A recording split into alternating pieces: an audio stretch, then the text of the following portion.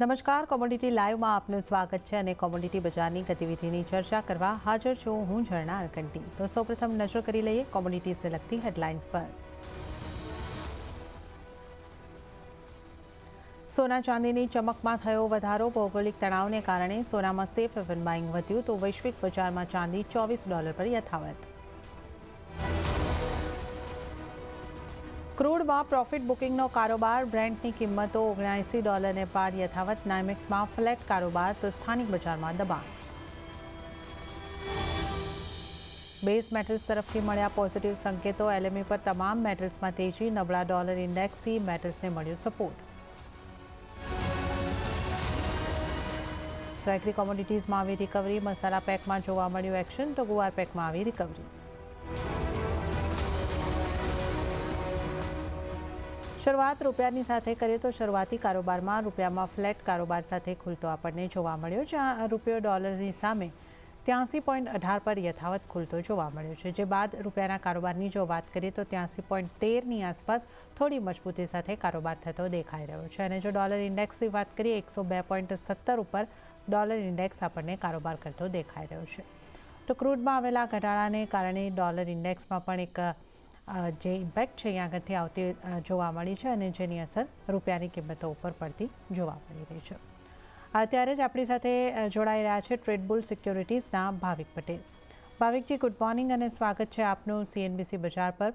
અને ભાવિકજી, જે રીતે આપણે અહીંયા આગળથી રૂપિયાની એક ફ્લેટિશ કારોબાર સાથે શરૂઆત કરતા જોયો છે, કઈ રીતનો વ્યૂ આપનો બની રહ્યો છે? આજે પણ આપણે એ જ રીતે જે રીતે પાછલા ખાસા સમયથી રેન્જમાં જોઈ રહ્યા છે, રેન્જમાં જ કારોબાર કરશે? કયા સંકેતો પર નજર રાખવાની રહેશે? Good morning જર્નાજી।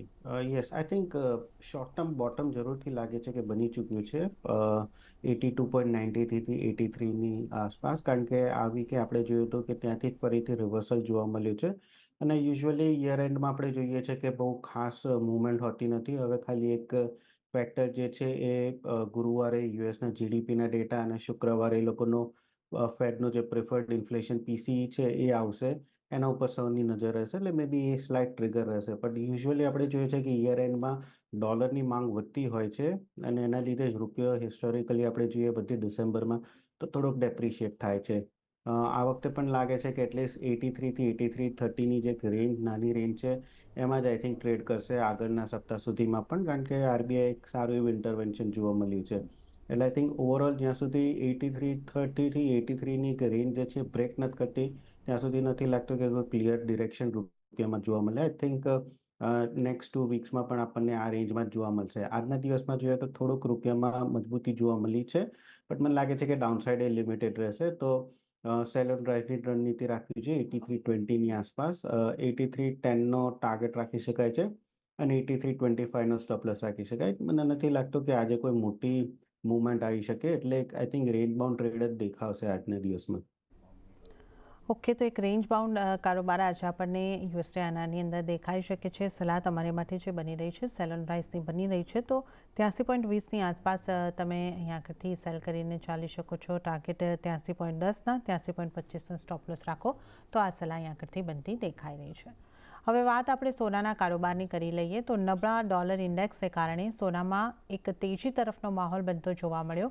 કોમેક્સ ઉપર સોનું મામૂલી તેજી સાથે $2050 સુધી જતું દેખાયું હતું। અત્યારે આપણે 2039ના સ્તર ઉપર એક ફ્લેટ ટુ નેગેટિવ કારોબાર થતા જોઈ રહ્યા છે અને જો સ્થાનિક બજારની વાત કરીએ તો ફ્લેટ ટુ પોઝિટિવ કારોબાર જોવા મળી રહ્યો છે 62,512ની આસપાસ। ઉલ્લેખનીય છે કે ભૌગોલિક તણાવને લઈને સોનાની અંદર સેફ હેવન બાઇંગ આવે એવી સંભાવનાની આપણે અહીંયા આગળથી ચોક્કસપણે ચર્ચા કરી શકીએ છીએ। ત્યારે જ ભાવિકજી, કઈ રીતે તમે અહીંયા આગળથી જોઈ રહ્યા છો? જે ડોલર ઇન્ડેક્સ છે એ થોડો વીક થતો આપણને લાગી રહ્યો છે અને જે રીતે આપણે અહીંયા આગળથી વાત કરી કે વેસ્ટ એશિયામાં જે ટેન્શન્સ વધી રહ્યા છે એને એક સેફ હેવન બાઇંગ, એને કારણે સોનાને સેફ હેવન બાઇંગનો સપોર્ટ મળી શકશે। આપનો શું વ્યૂ છે હવે અહીંયા આગળથી સોના ઉપર? યસ, થોડુંક સપોર્ટ આપણે જોઈએ છે તો થોડુંક સપોર્ટ જીઓપોલિટિકલ કન્સર્ન્સના લીધે મળી રહ્યા છે।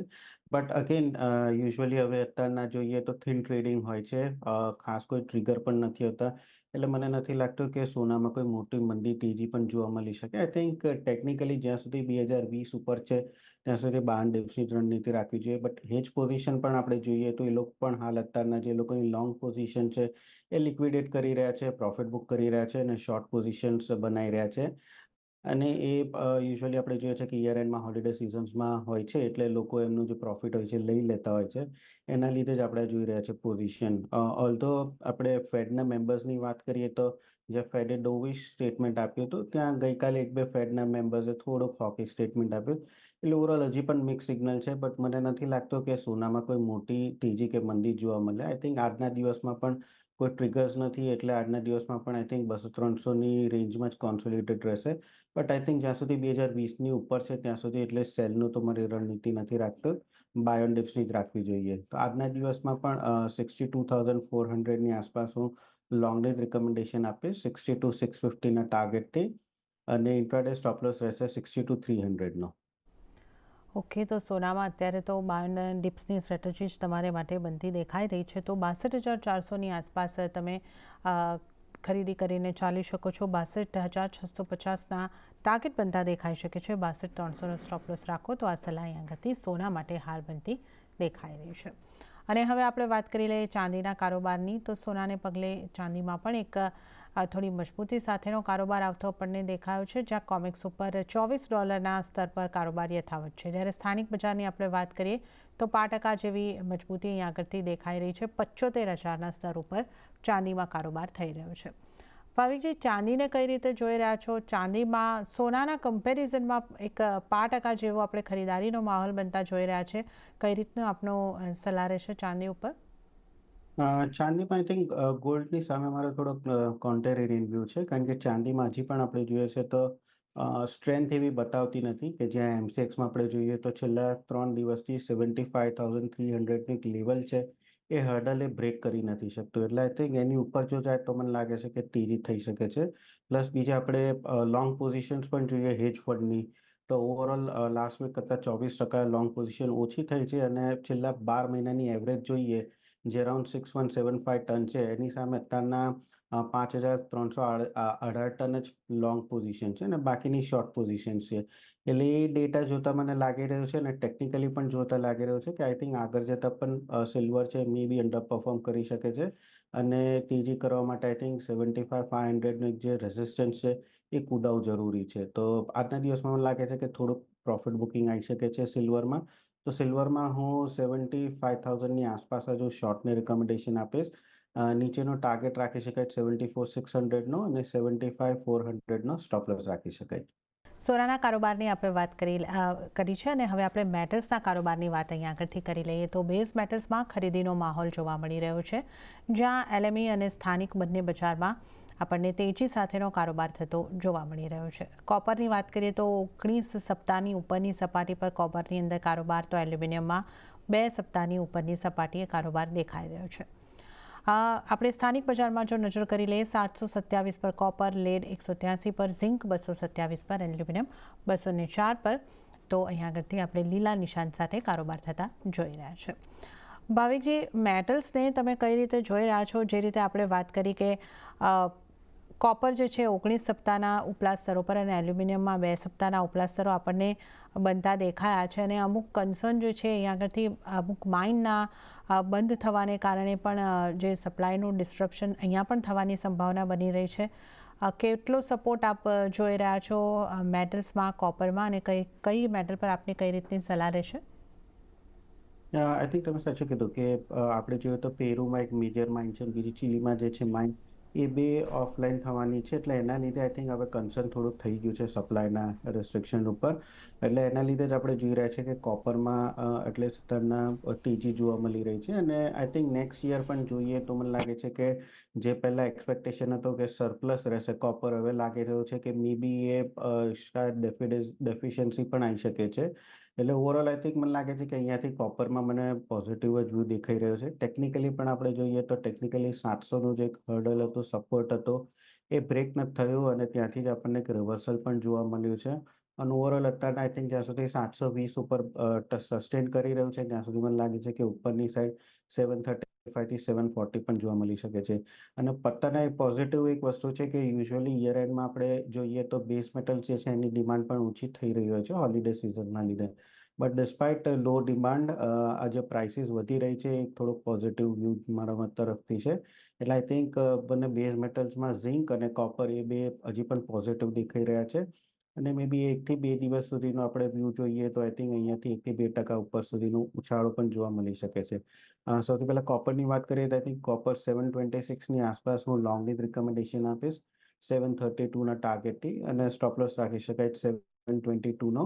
અને સેમ વે ઝિંકમાં પણ આપણે જોયું કે ઝિંક સતત આઉટ પરફોર્મ કરી રહ્યું છે. 214 થી 228 સુધીનું લેવલ આવી ચૂક્યું છે.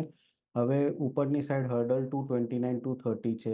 એટલે અહીંયાથી હું લોંગ કરવાની રિકમેન્ડેશન નહીં આપીશ, કારણ કે રિસ્ક રિવોર્ડ થોડોક સ્ક્યુડ છે.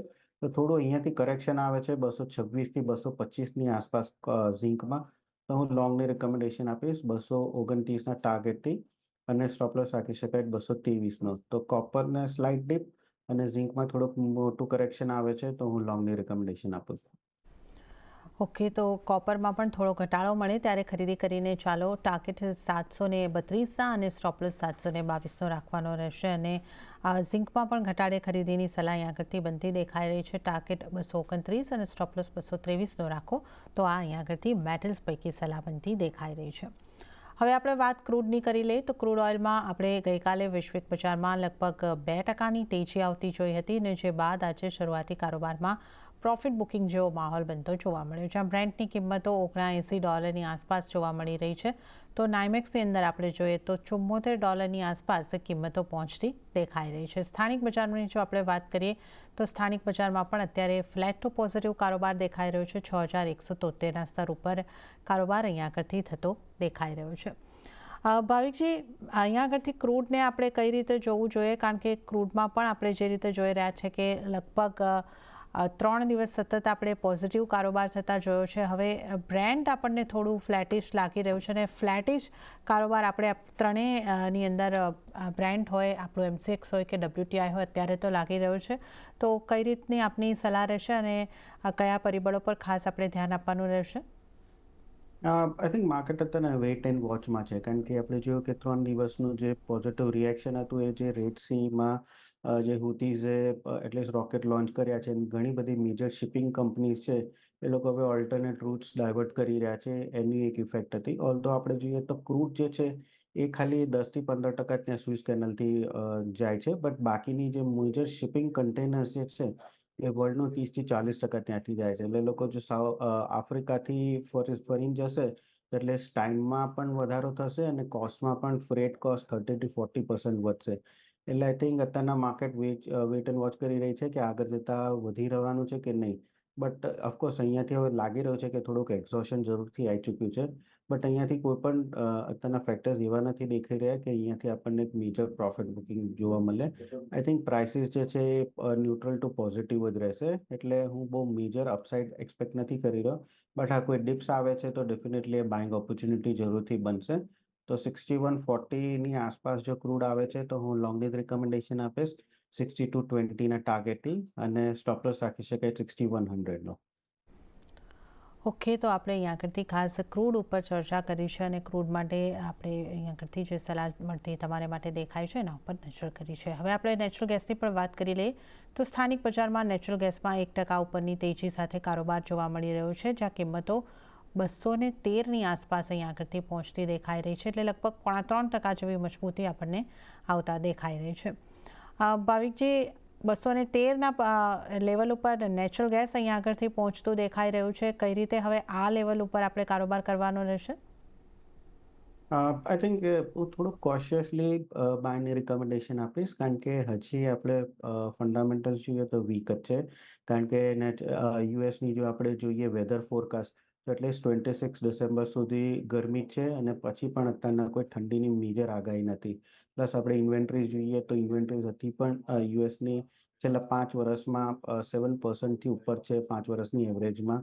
એટલે ઓવરઓલ હજી પણ મને લાગી રહ્યું છે કે પ્રાઇસીસ વીક જ રહેશે. બટ યસ, લાસ્ટ વીક આપણે જોયું હતું કે ઓવરસોલ્ડમાં આવી ચૂક્યું હતું, એટલે એક શોર્ટ ટર્મ કરેક્ટિવ બાઉન્સ છે. હવે આજના દિવસમાં આઈ થિંક જોવું પડશે કે જો 213ની આસપાસ એ સસ્ટેન કરશે, તો I think tentatively long position add કરી શકાય.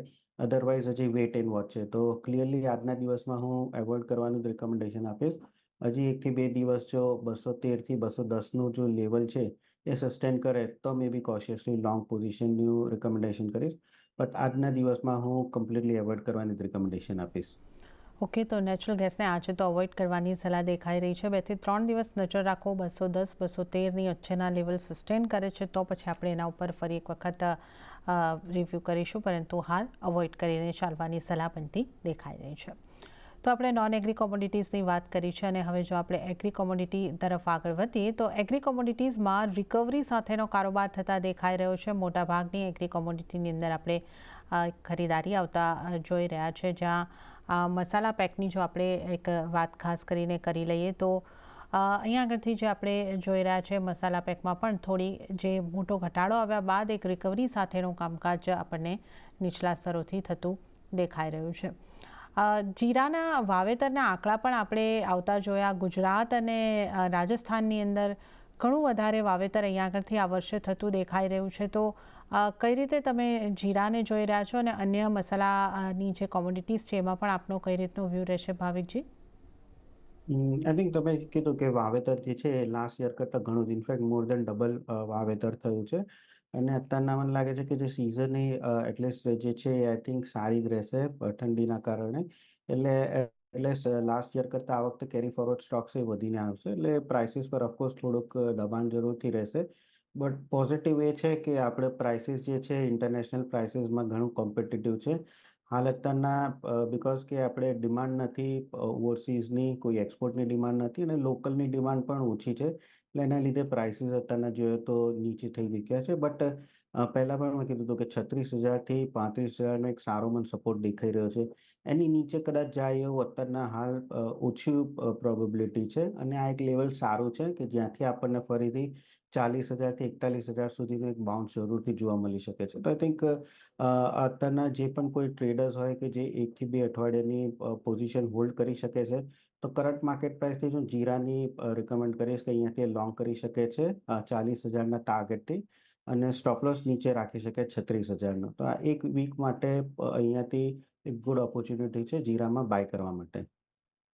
ઓકે, તો જીરાની અંદર અત્યારે આ સપ્તાહમાં એક બાઇંગની એક સારી ઓપોર્ચ્યુનિટી આગળથી જોઈ રહ્યા છે અને આપને ફરી એક વખત જણાવી દઈએ કે ધાણા હળદરના જાન્યુઆરી કોન્ટ્રાક્ટની અંદર આજે આપણને 1-8%ની મજબૂતી સાથે કારોબાર થતો દેખાઈ રહ્યો છે. ગુવાર પેકમાં પણ થોડી મજબૂતી સાથેનો કારોબાર જોવા મળી રહ્યો છે અને ગુવારમાં આપણે લગભગ 1-8%ની આસપાસની ખરીદારીનો માહોલ બનતા જોઈ રહ્યા છે. ભાવિકજી, ગુવાર પેકને કઈ રીતે જોઈ રહ્યા છો? ગુવારમાં પણ આપણે જોઈએ તો કન્ટિન્યુઅસલી ફોલ જ થઈ રહ્યો છે. આઈ થિંક અહીંયા પણ મને લાગી રહ્યું છે કે એક સારી વેલ્યુ બાઇંગ બની રહી છે. બટ હું એટલો અત્યારના સ્ટ્રોંગલી બાય નથી રિકમેન્ડ કરતો, કારણ કે પહેલાં પણ મને લાગ્યું હતું કે 5,400ની આસપાસ એક આઈ થિંક બેઝ બની ચૂક્યો છે. ત્યાંથી અપસાઇડ જઈ શકે છે. બટ આપણને જોયું કે એના પછી પણ એ કરેક્શન કન્ટિન્યુ ચાલ્યું રહ્યું છે. એટલે આઈ થિંક જ્યાં સુધી 2 દિવસ સસ્ટેન નથી થતો, 2 દિવસ પોઝિટિવ ક્લોઝિંગ નથી થતો, ત્યાં સુધી એટલીસ્ટ પોઝિશનલ બાયની હું રિકમેન્ડેશન એવોઇડ જ કરીશ. આજના દિવસમાં યસ, છેલ્લા 4 દિવસથી આપણે કરેક્શન જોઈ રહ્યા છે અને આજે થોડુંક બાઇંગ દેખાઈ રહ્યું છે. એટલે આજના દિવસમાં ઇન્ટ્રાડે પર્પઝ જ હું રિકમેન્ડ કરું છું કે બાય કરી શકાય છે. ઇન્ટ્રાડે કરંટ માર્કેટ પ્રાઇસથી જ 5480ના ટાર્ગેટથી અને સ્ટોપ લોસ 5360નું રાખી શકાય છે. બટ પોઝિશનલી હજી I think weight and watch કરવું જોઈએ. 1 થી 2 દિવસ જો પોઝિટિવલી ક્લોઝ આપે છે તો મે બી પોઝિશનલી બાય કરી શકાય. અધરવાઇઝ ઓવરઓલ ટ્રેન્ડ તો હજી નેગેટિવ છે. ખાલી ઇન્ટ્રાડે આજે બાયની રિકમેન્ડેશન છે. ઓકે, તો ગુવાર સેટમાં ઇન્ટ્રાડે માટે આજે બાયની રેકમેન્ડેશન મળતી તમારે માટે દેખાઈ રહી છે 5,480ના ટાર્ગેટ માટે. તો આનો તમારે ખાસ ખ્યાલ રાખવાનો રહેશે. હવે જો આપણે વાત કપાસિયા ખોળની કરી લઈએ, કપાસિયા ખોળમાં આપણે કઈ રીતનું તમે સલાહ આપશો? કપાસિયા ખોળમાં ઇનફેક્ટ આપણે કોટનમાં પણ જોઈએ તો સ્લાઇટ કરેક્શન થોડુંક આવી રહ્યું છે અને એની કપાસિયા ખોળમાં પણ આપણે જોઈએ છે તો સેમ પેટર્ન બની રહી છે. ઓફકોર્સ અહીંયાથી 2680નો એક સારો સપોર્ટ બની ચૂક્યો છે. મને લાગે છે કે એટલીસ્ટ આ સપ્તાહમાં 2680 તૂટે એવું દેખાઈ નથી રહ્યું. તો હું કરંટ માર્કેટ પ્રાઇસથી જ લોંગને રિકમેન્ડેશન આપીશ 2770ના ટાર્ગેટથી અને સ્ટોપ લોસ રાખી શકાય 2680નો. જો 26.80 બ્રેક કરે તો આઈ થિંક જે કોઈ પણ લોંગ પોઝિશન છે એ નીકળી જવું જોઈએ અને શોર્ટ પોઝિશનમાં એડ થવું જોઈએ, કારણ કે ત્યાંથી નીચે 2600 થી 2580 સુધીનું નીચેનું લેવલ દેખાઈ રહ્યું છે. ઓકે, તો કપાસિયા ખોળની પણ આપણે વાત કરી છે અને સાથે જ આપણે કેસ્ટરની પણ વાત કરી લઈએ તો કેસ્ટરમાં પણ એક 5% મજબૂતી સાથેનો કારોબાર થતો દેખાઈ રહ્યો છે. જાન્યુઆરી કોન્ટ્રાક્ટમાં 5820ની આસપાસ કારોબાર. કેસ્ટર ઉપર આપની કઈ રીતની સલાહ રહેશે ભાવિકજી? કેશર જોઈએ તો 5690 થી 5900 એક નાની રેન્જમાં ટ્રેડ કરી રહ્યું છે. તો આઈ થિંક એક રેન્જ બાઉન્ડ ટ્રેડિંગ જ એક્સપેક્ટેશન આગળ જતાં પણ લાગી રહ્યું છે. તો આઈ થિંક ઉપર 5900ની આસપાસ આવે છે તો એક શોર્ટને રિકમેન્ડેશન રહેશે, અને જો નીચે 5700ની આસપાસ આવશે તો લોંગને રિકમેન્ડેશન રહેશે. હાલ અત્યારના વચ્ચે છે એટલે અત્યારના કોઈ જ મારો વ્યૂ નથી. જો એક્સ્ટ્રીમલી નીચે 5700ની આસપાસ આવશે તો એકવાર હું લોંગને રિકમેન્ડેશન આપીશ. ઓકે, તો 5900 સુધી કિંમતો જાય છે તો તમારે શોર્ટ કરવાનું રહેશે અને 5700ની આસપાસ મળે છે તો તમે બાય કરો. તો અત્યારે આના ઉપર કોઈ ખાસ વ્યૂ નથી બની રહ્યો. તો આ એક સલાહ આગળથી કેસ્ટર માટે બનતી દેખાઈ રહી છે. અને ત્યારે જ ભાવિકજી, આપનો ખૂબ ખૂબ આભાર. આપ અમારી સાથે જોડાયા અને તમામ એગ્રી નોન એગ્રી કોમોડિટીઝ અંગે અમારી સાથે ચર્ચા કરી. આપનો આભાર. અને આ સાથે જ કોમોડિટી લાઈવમાં હાલ પૂરતું આટલું જ. હાલ મને પણ આપશો રજા. વધુ અપડેટ્સ અને સમાચારો માટે આપ જોતા રહો CNBC બજાર. આગળ મારા સહયોગી પ્રીતિ દલાલ આપને માટે લઈને આવશે બજાર હેલ્પલાઇન. નમસ્કાર.